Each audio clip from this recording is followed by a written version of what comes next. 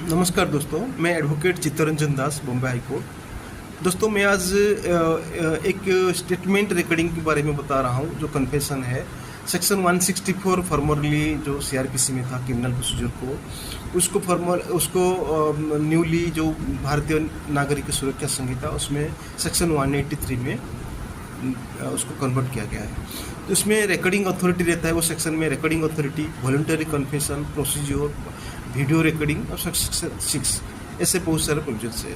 जो रिकॉर्डिंग होता है, सपोज कोई लेडीज़ पुलिस स्टेशन में कंप्लेन करने के लिए जाता है, कोई फीमेल, जैसे कि कोई रेप केस, आउटरेज मॉडेस्टी या डाउरी टॉर्चर, फैमिली मैटर्स, तो रिकॉर्डिंग किया जाता है, स्टेटमेंट दिया जाता है पुलिस स्टेशन में।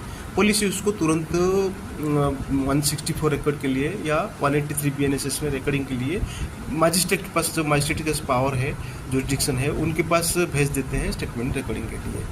जो स्टेटमेंट रिकॉर्डिंग किया जाता है 183 BNSS और 164 CRPC में, तो उस टाइम में इसको इन कैमरा बोला जाता है। इन कैमरा मीन्स लोग जितने लिटिगेंट्स हैं वो कोर्ट रूम पे बाहर निकाल देते हैं और ओनली मजिस्ट्रेट बैठते हैं, जो जुरिडिक्शन मजिस्ट्रेट, और वो लेडी जो कंप्लेनेंट और एक टाइपिस्ट, उसमें स्टेटमेंट रिकॉर्डिंग किया जाता है। क्योंकि इसको एक इन कैमरा इसलिए रखा जाता है कि उनको एक सीक्रेट माना जाता है कि पब्लिक के सामने वो फ्लैश ना हो। लेकिन उसमें बेसिकली बहुत सारे एडवोकेट से मैंने बात किया जो इसको एक्सेप्ट नहीं करते हैं, क्योंकि जो लेडीज़ है वो तो 99% फर्स्ट कंप्लेन ही करते हैं, और स्टेटमेंट लेने के लिए उसको इन कैमरा किया जाता है। इन कैमरा में ऐसे किया जाता है कि कोई रेप केस हो या आउटरेज मॉडेस्टी, तो लेडीज़ बोल नहीं पाते हैं।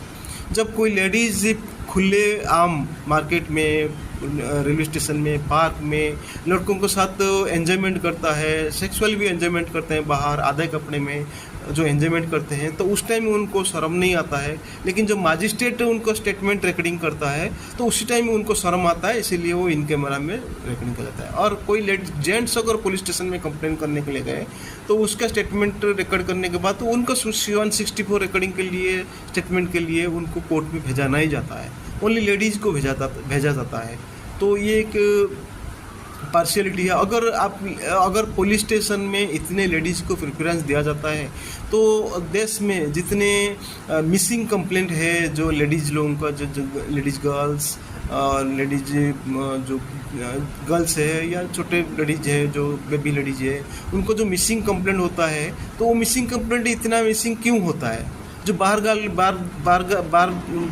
जो है, जो बार में नाचते हैं, तो वो क्या अपनी मर्जी से जाते हैं नाचने के लिए? या कोई अगर प्रोस्टिट्यूशन का प्रोफेशन में जाता है तो अपनी मर्जी से कोई लेडीज़ प्रोस्टिट्यूशन में आता है? तो हाँ कि